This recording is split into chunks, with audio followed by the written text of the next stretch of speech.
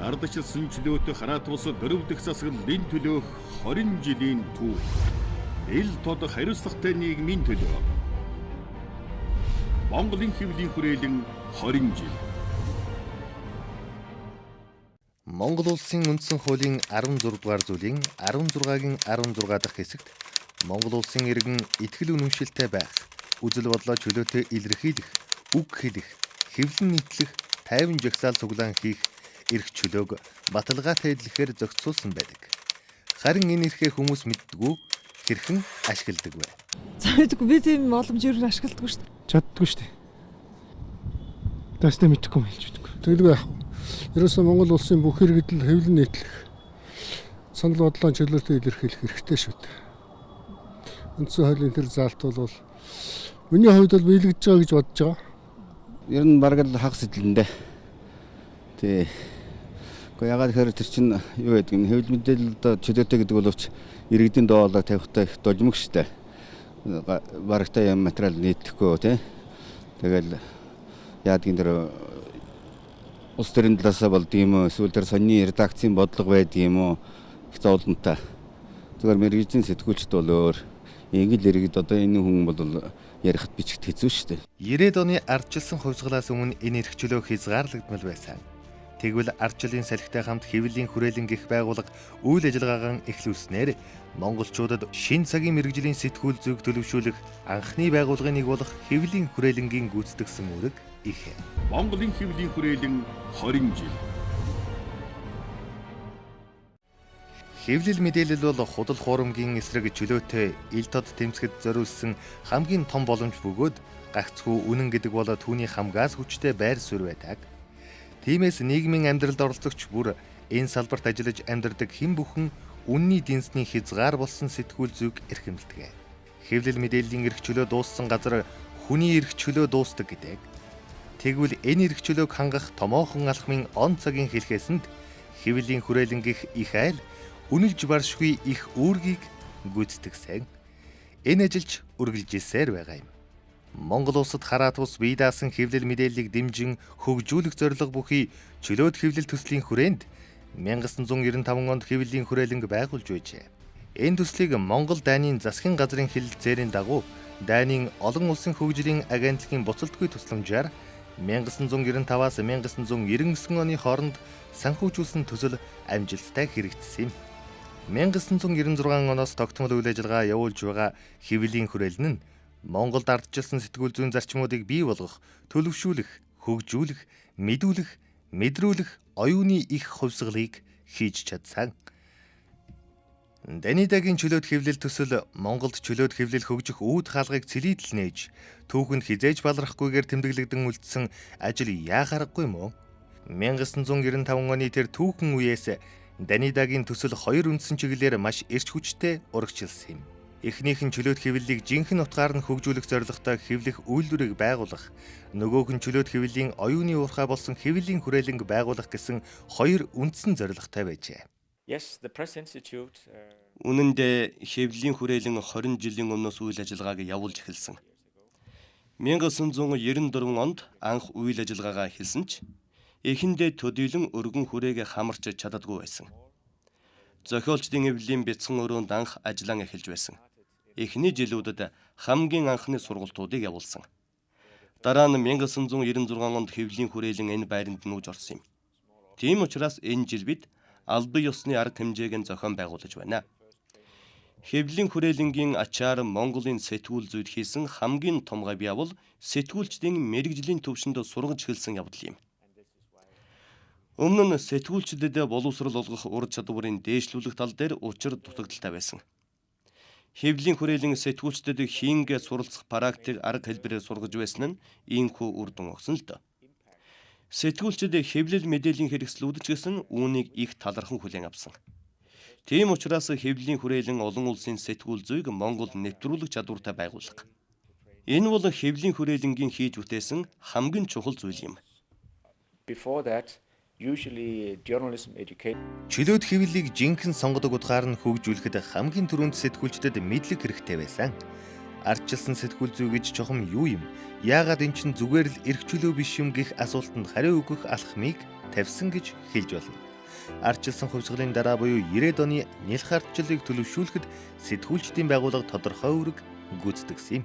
Яг тэр үеийн энэ олон улсын хөгжлийн, дайны олон улсын хөгжлийн агентлаг санхүүжүүлээд дайны сэтгүүлчийн сургууль ард талд нь мэргэжлийн туссаа үзүүлээд за Монголын засгийн газар өөрөө оролцоод Монголд одоо энэ байх урсгал зардуудыг бас байр сав гарах хариуцаад Монгол улсын анхны ерөнхийлөгч очир утгаа одоо энэ төслийн хэрэгжүүлэх санамжинд гар үс сураад тэгэхээр Монголын сэтгүүлчдийн одоо эвлэл Монголын чөлөөт арьсан сэтгүүлчдийн эвлэлээд хоёр эвлэл ба Дашин дооны өөдөн цэрэнд орж ирсэн. Энэ хоёр хүний одоо хоёр сэтгүүлчдийн байгууллага оролцоотойгоор одоо Монгол чөлөөт эвлэх төсөл одоо хэрэгжсэн. Тэгээ энэ төслийн бол гол зорилго нь юу байсан бэ гэхээр угаасаа түрүүн биелээ дөнгөж бий болсон ялах одоо энэ арчлалыг одоо хэвлэл мэдээллийн одоо энэ оролцоотойгоор хэвлэл мэдээллийн тусламжтайгаар одоо ингэж бэхжүүлэх одоо боожуулах тий тэгээ арчлалын олдуудыг бас хэвлэл мэдээллийн одоо энэ оролцоотойгоор одоо нэг баталгаажуулах олдуудыг одоо ийм зорилготойгоор энэ одоо төсөл анх бол хэрэгжиж эхэлсэн. Анх бол хэрэгжиж эхэлж байхдаа манайд одоо Америкт ажиллаж амьдарч байгаа оюун гэрлээ сэтгүүлч Бадам хаан тэгээд одоо манай сэтгүүлчдийн одоо ил олон жил ажилласан сэтгүүлч за санхүүгийн пөрөд орж байгаа гэдээ бид дөрвөлээ эхэлжсэн. Тэгээд одоо бол хэвлэлийн хүрээлэн бол одоо том одоо үйл ажиллагаа явуулдаг орон дээр үйл ажиллагаа явуулдаг байгуул болсон байгаа. Тэгээд ер нь бол хаана бид нар хариуцлага хүлээсэн Монгол улс засгийн газар гэсэн үүрэг хүлээсэн олон улсын агентлаг санхүүжилтийн үүргийг хүлээсэн одоо гэдгийг одоо өнөг хүлээн авч байгаа хоёр байгууллага сэтгүүлчдийн хоёр байгууллага Дашин дуугаа цэрэнд орж байгаа гэсэн энэ одоо хүмүүс хариуцлага хүлээсэн. За тэгээд одоо юу гэдэг бид нар бол яг хэрэгжүүлсэн гэдэг тийм үү явсан. Тухайн үед бол юу гэдэг Монголд бол дөнгөж нэг засаг одоо юу гэдэг нэг нам засаг барьдаг байсан шилжээд олон нам засаг барьдаг шилжиж байсан. За хэвлэл мэдээлэл ерөнхийдөө бол үзэл сурталын одоо сэтгүүл зүйн гэдгээр одоо ингээд даван гайцсан сэтгүүл зүйгээс энэ одоо юу гэдэг энэ арчилсан сэтгүүл зүйр шилжих энэ шилжилтийг хийх бас энэ чухал шаардлагатай байсан. Тэгээд яг ийм одоо тийм онцгой юу гэдэг ийм одоо тийм торгон агшин дээр бол хэвлэлийн хүрээлэн орж ирж байсан. Монгол улсад чөлөөт бие даасан олон ургалч хэвлэл мэдээллийг хөгжүүлэхэд дэмжлэг үзүүлэх үндсэн зорилгын дагуу ажиллаж байгаа. Их айл өнөөдөр Монголын хэвлэл мэдээллийн ажилтнуудын сэтгүүл зүйн мэрэгжил ур чадварыг дээшлүүлэхэд чиглэсэн бодит сургалт судалгааг явуулдаг юм. Өнөөдөр үзэгчид юу хүсэж байна? Нийгэмд ямар шинжилэл хийхийг хүлээж байна гэдгийг судалгаанд тулгуурлан гаргадаг ганц байгууллага юм. Ил тод байдал, шилэн эдийн засаг гэж тодорхойлогдох болсон өнөөгийн нийгэмд хүмүүсийн мэдих эрхийг нээж хаалттай байсан хөшгийг нээсэн. Үүний чиглэл нь сэтгүүлчдийг мэрэгшүүлэх клубүүд үйл ажиллагаагаа эхлүүлсэн явдал байлаа. Эдийн засгийн сэтгүүлчдийн клубыг хэвлэлийн хүрээлэнгийн дэргэд 2010 оны 4-р сарын 16-нд хөгжлийн төлөө сэтгүүлчид уран дор байгуулжээ. Энэхүү клуб эдийн засгийн асуудлаар мэрэгсэн сэтгүүлчдийг бэлтгэх, эдийн засгийн хөгжилдөх хэвлэл, мэдээллийн үүрэг оролцоог нэмэгдүүлэх, сэтгүүлчдийн эдийн засгийн мэдлэг, мэдээллийг сайжруулах, сэтгүүлчдийн харилцан туршлах солилцох боломжийг нэмэгдүүлэх зорилгоор байгуулсан байна. Хэвлэлийн хүрээлэнгийн санаачилгаар байгаль орчин, аялал жуулчлалын яам, нэгдсэн үндэсний байгууллагын хөгжлийн хөтөлбөр, дэлхийн байгаль хамгаалах сан, Швейцарын хөгжлийн агентлаг, хүнс хөдөө аж ахуйн байгууллага хамтран Ногоон дэлхийн клубыг сэтгүүлчид Ногоон дэлхийн төлөө уран дор 2009 оны 6 дугаар сараас эхлэн ажиллаулж байна. Клубын зорилго нь Монголын байгаль орчны асуудлыг сурвалжлах цар хүрээг өргөжүүлэн сайжруулах, сэтгүүлчдийн мэрэгжлийн ур чадварыг дээшлүүлэн мэрэгшүүлэх юм. Ингэснээр олон нийтийн мэдлэгийг дээшлүүлж байгаль орчинд аюултай хүчин зүйлсийг бууруулахад нөлөөлөх ач холбогдолтой юм. Монголын хэвлэлийн хүрээлэн 20 жил. Хэвлэлийн хүрээлэн 1996 онд сэтгүүлчдийн шинэ үеийг ардчилсан сэтгүүл зүйд сургахаар 6 сарын сэтгүүл зүйн дээд курсыг үүсгэн байгуулсан байлээ. Энэ цагаас хойш 500 гаруй оюутан тус курсыг төгсөөд байна. Төгсөж гарсан оюутнууд өдгөө хэвлэл мэдээллийн байгууллагуудад амжилттай ажиллаж байна. Хамгийн гол нь одоо нэг хэвлэлийн хүрээлэнгийн 6 сарын хугацаанд бол хүмүүс яг л бүтэн 6 сар одоо хэвлэл мэдээллийн салбарт ажиллах дайны одоо тийм маш том одоо тийм талбар дээр одоо нэг сэтгүүлчээр ажиллаж төгсдгөөрөө онцлог байдаг л да. Тэгээд дадлаг давмгайлсан сургалт гэж нэрлэдэг шалтгаан бас энэ юм. Бусад одоо сургуулиуд жишээ нь одоо 4 жил 2 жил сураад ерөнхийдөө бол голчлон онол талаас нь суралцаад төгсдөг. Ажлын байран дээр ирээд яг одоо төгсөгчд маань юу дутагддаг гэхээр адгийн наазах нь эхлээд мэдээ бичгээс эхлээд сурвалжлаганд явхаас эхлээд нөгөө яг өөрөө бие дээрээ гараараа бичих, биеэрээ үзэх, хөлөөрөө явах одоо тэр бүх зүйлийг төгсөөд ажлын байран дээр ирээд өөрөө эхнээс нь ахуулаад сурах шаардлага гардаг. Хэвлэлийн хүрээлэнгийн бол одоо яг бусдаас онцгой давуу нэг тал бол яалтчгүй одоо сурах хугацаанд дадалгаа хийгээд ажиллаад мэдээгээ бичээ сурчсан, сурвалжлага хийгээд сурчсан одоо баг нэвтрүүлэг нийтлэл одоо асуудал хүндсэн өгүүлэл одоо нийтлэл тийм хэмжээний одоо бичих дайны болоод бэлэн одоо боловсон одоо хүчин гэх юм уу одоо тий бэлэн одоо тийм бүтээгдэхүүн болж төгсдгөөр айгу онцлог. Энэ нь одоо бидэрт одоо яг тухайн үед одоо тэр богино хугацаанд одоо сэтгүүлч дээд сургуулийг төгссөн олон сэтгүүлчдэд маш том боломж олгодог. Тэрнээс гадна хэвлэлийн хүрээлэнгийн одоо сургалтын одоо гол бас авууштай нэг тал нь юу гэж би боддгоо гэхээр орчин үеийн сэтгүүл зүг яг одоо тэр стандарт тэр дүрм журм шаардлагат нийцэх одоо тэр шаардлагын дагуу зааж сургадаг гэж би бас дотроо дүншин эндээ бас баярлж явдаг. Монголын хэвлэлийн хүрээлэнгийн дэргэдэх сэтгүүлч дээд сургууль 2004 онд анхныхаа хичээлийн жилийг 20 оюутантай нээж байсан. Бакалаврын зэрэг олгох 4 жилийн сургалттай сэтгүүлч дээд сургууль өдгөө нэг хичээлийн жилд 100 гаруй оюутантай хичээллэж сургалтынхаа бүрэн хөтөлбөрийг хэрэгжүүлж байна. Сэтгүүлч дээд сургуулийг үүсгэн байгуулагч хэвлэлийн хүрээлэн төрийн бус байгууллага нь Монгол улсад чөлөөт хараат бус хэвлэл мэдээллийг хөгжүүлэх эрхэм зорилгын үднээс сэтгүүл зүй өндөр хөгжсөн улс орнуудын туршлагаар Монголын сэтгүүлчдийг мэрэгшүүлэх урт богино хугацааны сургалтуудыг 1995 оноос хойш зохион байгуулж ирсэн түүхтэй. За яагаад шинэ боломж бололцоог бий болгосон гэхлээр ерөнхийдөө энэ сургууль нь бол одоо хэвлэлийн хүрээлэнгийн өөрийн одоо сургалтаараа хөвшүүлж төлөвшүүлж ирсэн энэ баруун сэтгүүл зүйн сургалтын хөтөлбөрийг дээд боловсролын одоо салбарт шилжүүлж энэ чиглэлээр одоо хөгжүүлэхийг эрмэлзсэн. Тэгээ энэ утгаараа одоо 2004 оноос хойш бид нар өнөөдрийг хүртэл 10 жилийнхаа одоо 10 жилийн турш одоо энэ шин сэтгүүл зүйн, орчин цагийн сэтгүүл зүйн одоо ойлголтыг 4 жилийн сургалтын хөтөлбөрөөр бол одоо баталгаажуулж ирсэн. За энэ утгаараа ч ерөнхийдөө одоо дээд боловсролын салбарт хүлээн зөвшөөрөгдсөн. За энэ утгаараа боловсролын яам одоо хэвлэлийн хүрээлэн өөрөө үүсгэн байгуулагчийн хувьд бол одоо бүхэл талаар бодлогоор дэмжиж ирсэн ийм одоо сайхан түүхтэй. За анх энэ сургуулийг үүсгэн байгуулахад бол бас гадна дотны одоо донор байгууллагууд бол маш их дэмжлэг үзүүлж ирсэн. Тухайлх юм бол анхны сургуулийн материалын баазыг бэхжүүлэхэд тухайн үеийн одоо сорсын сан одоогийн нээлттэй нийгэм форум бол одоо $50,000 гаргаж яг энэ сургуулийн анхны тоног төхөөрөмж одоо тогтчлтыг хийж өгчээсэн. За дараа нь ЮНЕСКО гэх мэтийн байгууллагууд бол ерөнхийдөө тухайн сургуулийн үйл ажиллагааг дэмжиж бол нэлээд хамтарч ажиллаж ирсэн. Жилд нэг удаа англи-монгол хэлээр эмхтгэл болгон гаргадаг Монголын хэвлэл мэдээллийн салбарын мониторингийг 1999 оноос эхлэн хэрэгжүүлж эхэлжээ.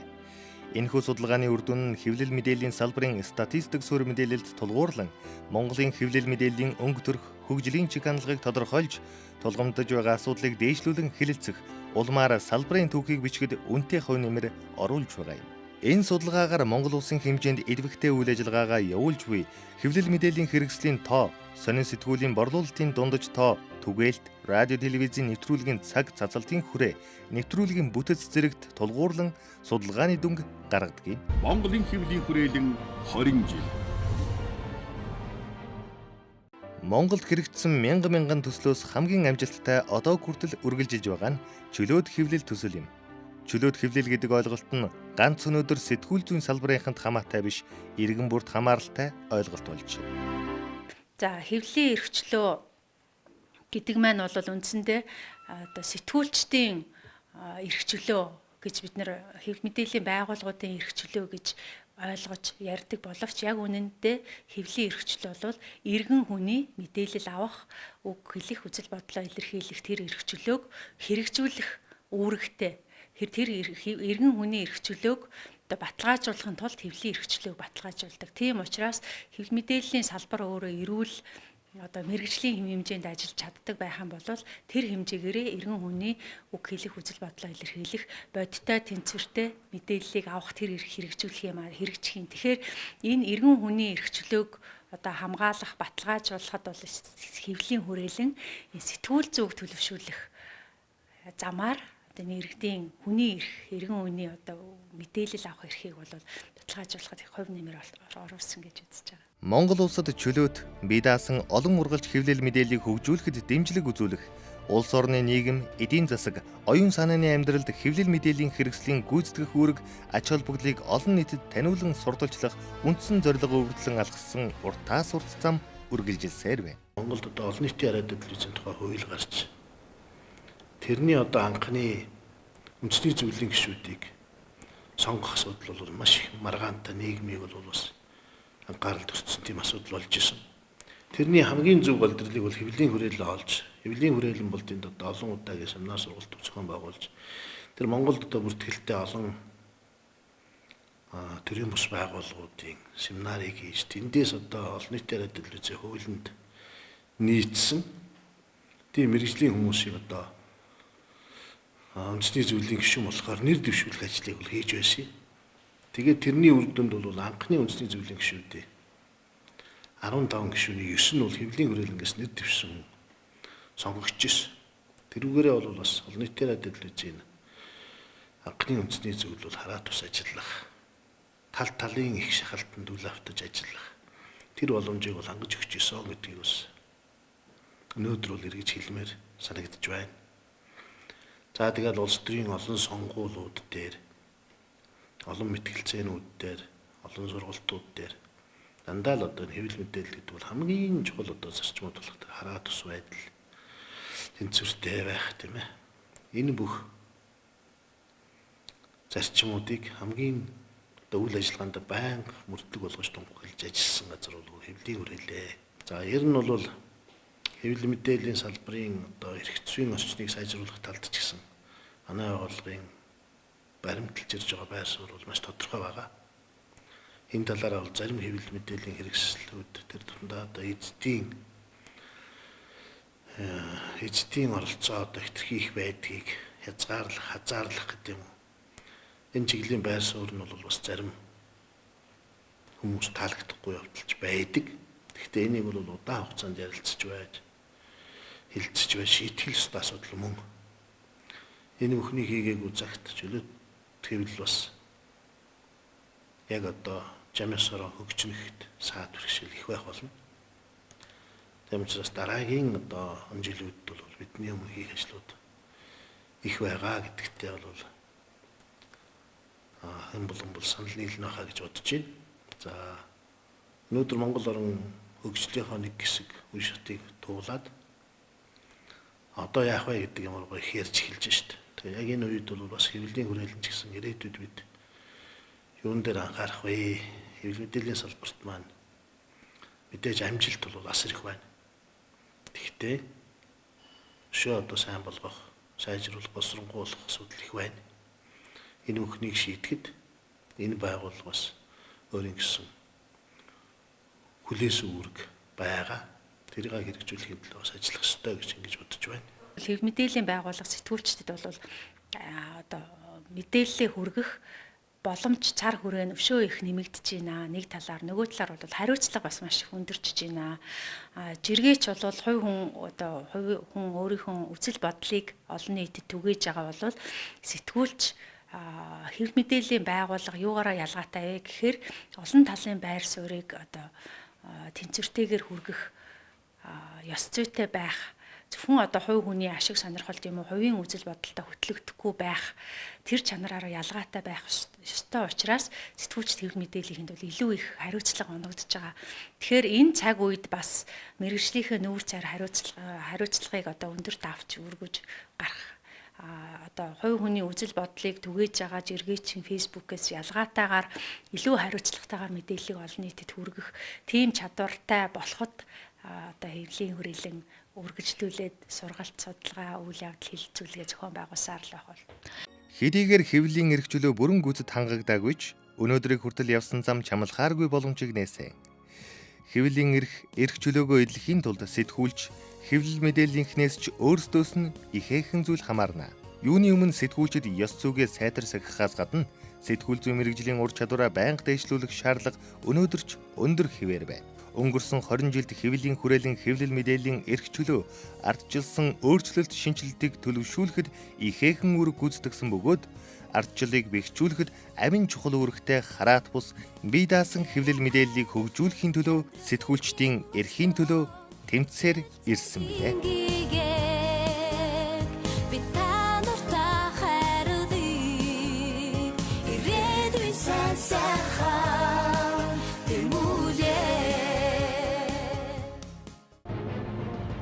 Ардчилсан чөлөөтэй хараат бус дөрөв дэх засаглалын төлөөх 20 жилийн түүх.